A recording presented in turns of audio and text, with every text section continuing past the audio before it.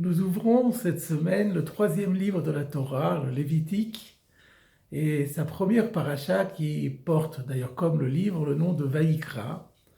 Et cette première paracha est tout entière consacrée à la législation sacrificielle de la Torah. Et c'est l'occasion de nous demander quelle est la signification profonde de ces rites sacrificiels, à quoi cela rime de prendre des animaux, de les mettre à mort, de les faire, d'en verser le sang sur l'autel et de les faire brûler sur l'autel. Et pourtant, d'autant que ces sacrifices paraissent très importants dans l'économie du judaïsme. D'ailleurs, si on se rappelle un midrash qui est rapporté dans la Gemara de Megillah, lorsque Dieu avait annoncé à Abraham Avinu qu'il accorderait à sa postérité la terre d'Israël, Abraham Avinu avait dit: et qu'est-ce qui se passe si mes descendants vont fauter? Est-ce que tu ne risques pas d'appeler sur eux le déluge comme tu l'avais fait au début de l'humanité, sur l'humanité tout entière? Et Dieu avait répondu: s'ils offrent des sacrifices, eh bien je leur pardonnerai. Quelle est la faculté de ces sacrifices? D'obtenir le pardon divin. Par ailleurs, nous savons que dans les textes rabbiniques, les sacrifices sont appelés avoda. Avoda, c'est le service, c'est même la servitude, c'est le fait d'être, c'est presque l'esclavage. Quel est le rapport entre les sacrifices et la avoda? Comme nous disons dans la prière, Hashem et avoda lidir betecha, ramène, restaure le culte qu'il y avait au Beth Amikdash. Quel rapport entre les sacrifices et la avoda, la servitude, le fait d'attester d'être serviteur de Dieu? Alors, il est vrai qu'on accomplit un commandement, mais quelle différence avec tous les autres commandements dans lesquels on exprime aussi notre obéissance à Dieu? Autre question, c'est que nous savons également que aujourd'hui, nous n'avons plus de sacrifice, mais que nous bénéficions d'un substitut à ces sacrifices. C'est déjà Rabbeinu Yona qui l'exprime dans son commentaire sur les Pirkei Avot. Une fois que le temple a été détruit et que nous avons perdu la possibilité d'offrir des sacrifices, eh bien aujourd'hui, c'est la tefila, c'est la prière qui joue ce rôle des sacrifices. Et d'ailleurs, on remarquera que la prière aussi porte le nom de avoda. À propos du deuxième paragraphe du Shema, où on dit le hava et Hashem Elokechem, aimez Hashem votre Dieu, ou le ovdo b'chol levavchem, et le servir de tout votre cœur. Le Talmud dit, c'est quoi le service du cœur? Eh bien, c'est la tefila. Donc, tout comme les korbanot, la tefila est appelée avoda, et la tefila est venue remplacer les korbanot. La question, là encore, se pose, mais quel rapport entre les sacrifices et le fait de s'adresser à Dieu pour lui présenter nos différentes requêtes, ce que l'on appelle la tefila, la prière? Pour répondre à l'ensemble de ces questions, je voudrais m'inspirer aujourd'hui du commentaire que nous offre le Maharal de Prague dans ses Gevurot Hashem, au chapitre 69, pour expliquer ce que sont les sacrifices. Pour lui, les sacrifices, dit-il, ne sont pas autre chose que de manifester qu'il n'y a rien au monde à part Dieu. En od milvado. En dehors de Dieu, rien n'existe. Parce qu'en réalité, tout procède de Dieu. Dieu est la cause première, la cause de toutes les causes. Et face à Dieu, toute l'existence, tout ce qui existe ici-bas, n'a aucune valeur, est complètement nul. Et c'est cela la notion des korbanot. Alors comment voyons-nous cela sur le plan concret?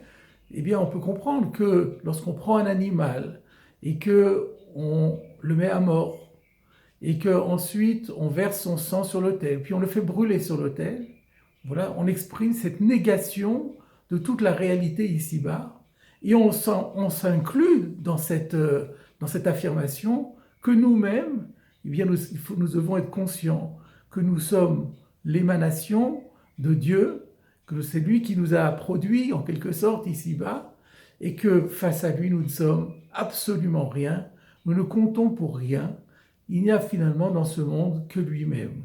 Voilà la signification du Korban. Dans ce sens, nous pouvons comprendre pourquoi cela s'appelle aussi une avoda, parce que là, le serviteur, c'est celui qui, ou l'esclave, c'est celui qui est capable, et obligé même, d'abolir sa propre volonté face à la volonté de son maître. C'est l'affirmation de sa soumission absolue. Eh bien, c'est exactement cette notion qu'était le Korban.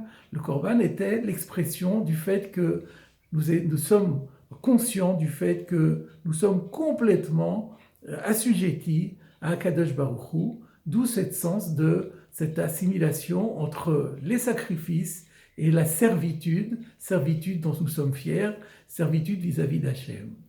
Et nous pouvons de ce fait comprendre aussi pourquoi les sacrifices ont cette force incroyable d'obtenir l'expiation pour les fautes.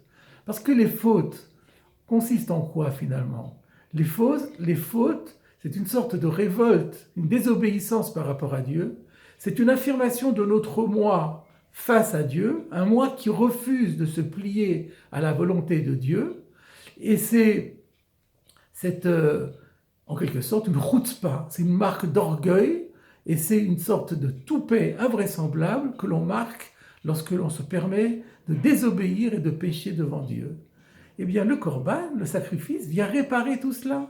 Lorsque nous, au contraire, nous voulons effacer notre moi, effacer notre existence par rapport à Kadosh Baruch Hu, nous affirmons exactement le contraire de ce que nous avions exprimé par nos actes, et donc nous réparons la faute.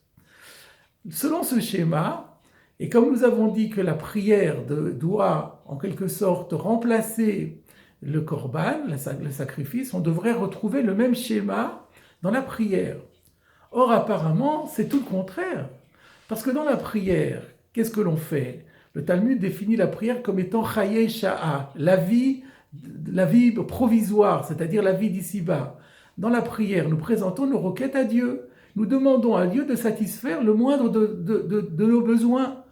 C'est-à-dire, nous demandons à Dieu de nous rendre intelligents, encore plus intelligents que nous sommes, de nous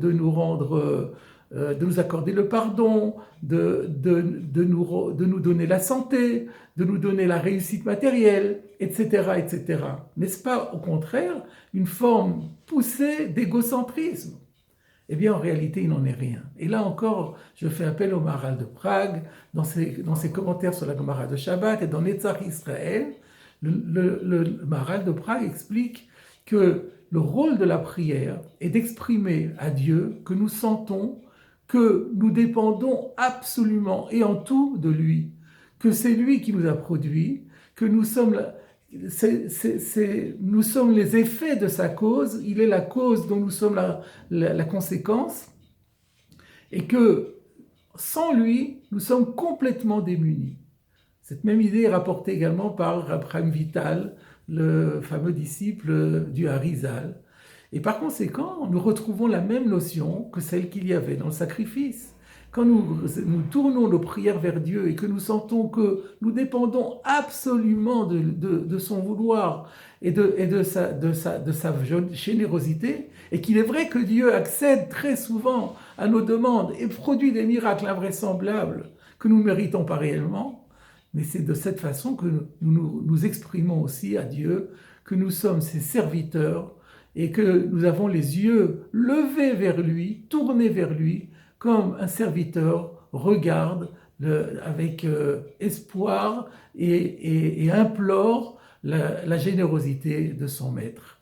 Et ainsi, nous voyons que la tfila est un prolongement et un substitut tout à fait valable au korbanot. Alors, il faut bien avoir conscience que ce dernier acte dont nous parlons n'est pas quelque chose qui va de soi. Parce que nous avons tous en nous-mêmes, au contraire, un besoin d'être autonomes, un besoin de nous sentir indépendants, un peu comme le bébé qui fait tous ses efforts pour pouvoir tenir debout tout seul. Et une fois qu'il arrive à être tenu debout, il va essayer de marcher tout seul. De manière figurée, c'est exactement le besoin que nous ressentons toujours, d'être indépendants et de tenir debout sur nos pieds tout seuls. Eh bien, ça doit être le contraire. La tefila doit nous convaincre du contraire. Par la tefila, nous devons comprendre au contraire que sans Akadosh Baruch Hu, nous ne tenons pas debout. Alors cela demande effectivement un gros travail, un travail intellectuel, un travail de concentration, un effort de ferveur et une émotion, un effort de sentiment extraordinaire. C'est pour cela que la Torah appelle la prière Avoda Shebelev. C'est le travail du cœur, le cœur étant à la fois le siège de l'intellect et le siège des sentiments. Voilà, mes chers amis, le travail auquel nous invite cette paracha de Vaïkra. Il convient que nous écoutions cet appel de cette paracha qui veut dire appeler.